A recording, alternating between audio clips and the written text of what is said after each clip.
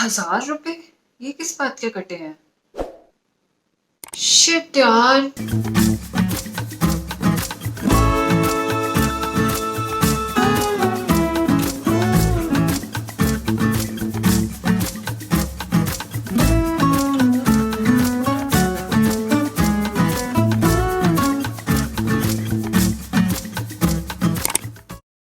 Hello my friends, my name is Shubhra and welcome to my channel.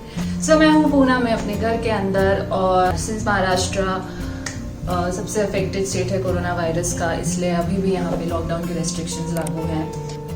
और क्या हो रहा है ना कि हम जहाँ भी देख रहे हैं, टीवी पे, न्यूज़ पे, किसी से भी बात कर रहे हैं, सब एक ही टॉपिक पे बात करते हैं, वो है लॉकडाउन। और इतने सारे figures, numbers everyday corona virus numbers हमारे सामने आते हैं, which creates a negative impact, and frankly speaking it is too much information.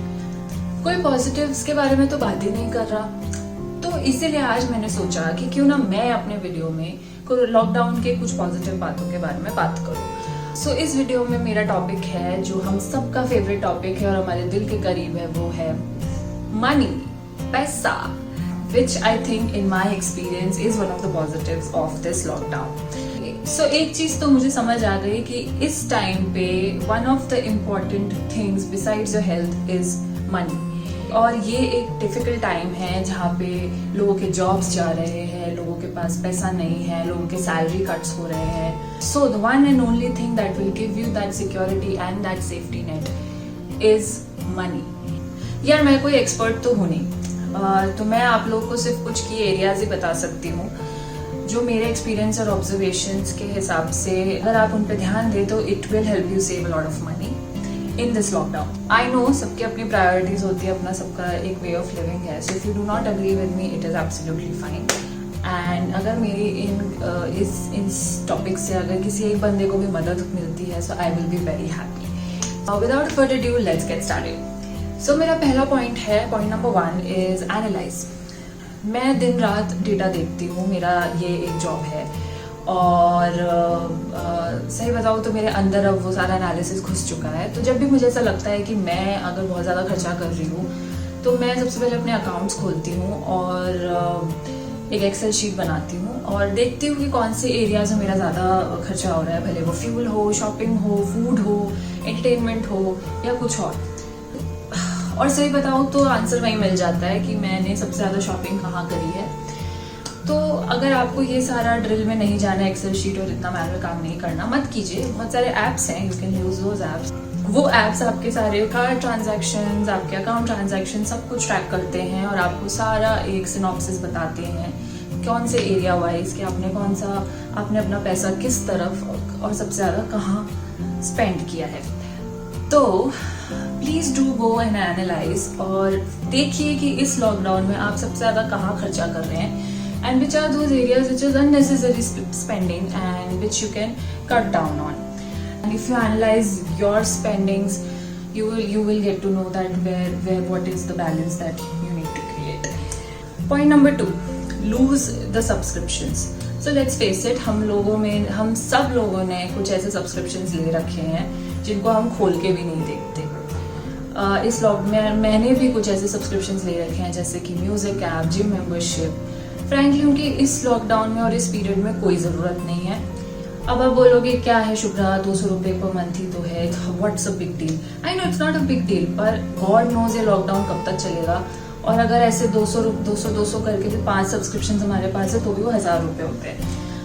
And इस लॉकडाउन के चलते आगे कितने दिन तक हमें ऐसे रहना है किसी को पता नहीं है। तो इट्स बेटर टू लूज दो subscriptions. So you have not used it till now, you will never going to use it. So please lose those subscriptions and it will save you a lot of money every month. Whoa! And the change. So मेरा तीसरा point है वो है bucketing your money. It's not a tip but a way of money management I would say. जो कि आपको in future करना चाहिए। सो ये टिप ना मुझे मेरे डैड ने दिया था और ये मैंने थोड़ा रिसर्च किया तो मुझे गूगल पे भी और इस पे कई सारे वीडियोस भी हैं। सो ये जो बात है which is called bucketing of your money it is actually related, जो कि आपका जो भी जितना भी इनकम आपको मिलता है महीने का, उसको आप डिफरेंट सेक्शंस में बांट दीजिए. सो पहला बकेट है वो है नेसेसिटीज और need. So 60% of your income usually goes into your necessity or needs bucket. इसमें आपके क्रेडिट कार्ड बिल्स हुए, हाउस EMIs हुए, food, groceries, everything which is required or necessary for your survival goes into this particular bucket. And so, for example, if you're earning 1,000 rupees, then 600 rupees will go into this necessity bucket. Second bucket which you should ideally be investing into is your emergency fund. It should ideally be about 10% of your income. अगर आप 1,000 रुपए कमा रहे हो तो उसमें से 100 रुपए इमरजेंसी फंड में रखिए, और इस इमरजेंसी फंड को ऐसी जगह रखिए जहाँ पे आप इसको कभी भी टच ना करें. So it's like you put it there and you forget. You are not supposed to touch this money. It is just to be taken out when there is an emergency. That is why it is an emergency fund. And it is very important for situations, for times like these, so that आगे चल के हमें कभी किसी चीज की तकलीफ ना हो. Third bucket you should think is the learning bucket. So you know these times are very difficult and लोगों के jobs जा रहे हैं, लोगों को काम नहीं है, and I think this is the time we should actually be thinking about upgrading our skills and learning new skill set.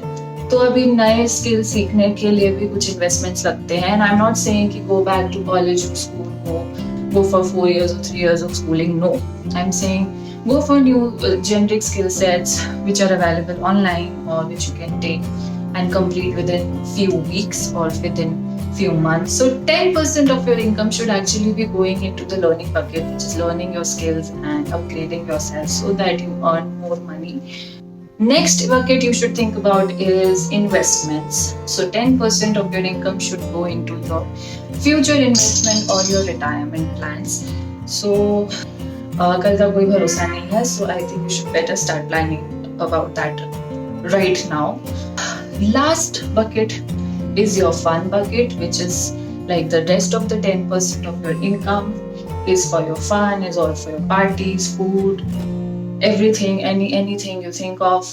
And trust me guys, मैं भी ये पूरा अच्छे तरीके से फॉलो नहीं कर पा रही हूँ. मतलब मेरे भी कुछ बकेट्स हमेशा इधर उधर हो जाते हैं. But if we diligently follow this rule, I think we will create wealth for ourselves and we will be in a safe and secure position, even in pandemics or any, God forbid, any emergency situations and times like these. And finally, मैं जो एक last area के बारे में बात करना चाहती हूँ वो भी एक इम्पॉर्टेंट टॉपिक है. और आई थिंक इतना सब देखने के बाद इस कोरोना वायरस की वजह से आई थिंक हमको इस बारे में सोचना चाहिए. And it's absolutely up to you whether you want to follow it और not. It is absolutely fine. तो ये जो बात है वो है मिनिमलिस्टिक लिविंग की. तो आजकल इंटरनेट पे बहुत सारे ऐसे आर्टिकल्स और बहुत सारी ऐसे डिस्कशंस चल रहे हैं on this minimalistic way of living. और ये होता क्या है, minimalistic way of living is nothing. आप सिर्फ वो चीज़ें यूज़ करते हैं या वो चीज़ें अपने साथ रखते हैं जिसको आप एक्चुअली यूज़ करते हैं. सो अगर अपन अपने पूरे सामान में अगर हम हमारे पूरे सामान में कुछ ऑब्जर्व करें तो हम 50% और मोर देन 50% चीज़ें हम यूज़ ही नहीं करते. सो फिर भी we all are going through a problem of plenty. फिर भी हमको बहुत सारी चीज़ें रोज़ चाहिए होती हैं. फिर भी हम बहुत सारी चीज़ों पे खर्चा करते हैं which we usually do not use. And और जिससे या फिर हम बोर हो जाते हैं तो फिर हम उसे यूज़ नहीं करते हैं. But it is there somewhere in our houses and basically taking space. So this way of living, minimalistic way of living से फायदा क्या है? इससे दो फायदे हैं. एक तो you are segregating, you are clearing, sorting out your space, and second you are not spending too much. And secondly you are consciously spending of what exactly you need. So ये एक जो वे ऑफ लिविंग और ये एक idea है, I think इसके बारे में हम सबको सोचना चाहिए मैं ये नहीं कहती कि मैं भी ये पूरी तरीके से फॉलो करती हूँ या नहीं, of course not. It is a decision basically, और इसके बारे में हमें एक्चुअली थोड़ा सोचना चाहिए with our growing environment hazards and issues and everything. I think ये एक sustainable living और एक longer run के लिए ये एक अच्छा idea है. So with this note, I will be ending my video. I hope you like the video. If you like it, please give it a thumbs up. Also do mention in the comment section below what do you think are the positive things about this lockdown, and maybe I will talk about those things in my next or in the coming videos.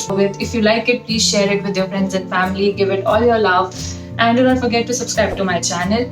Subscribe karo dosto, it is free, and I will see you in my next video. Love you. Bye.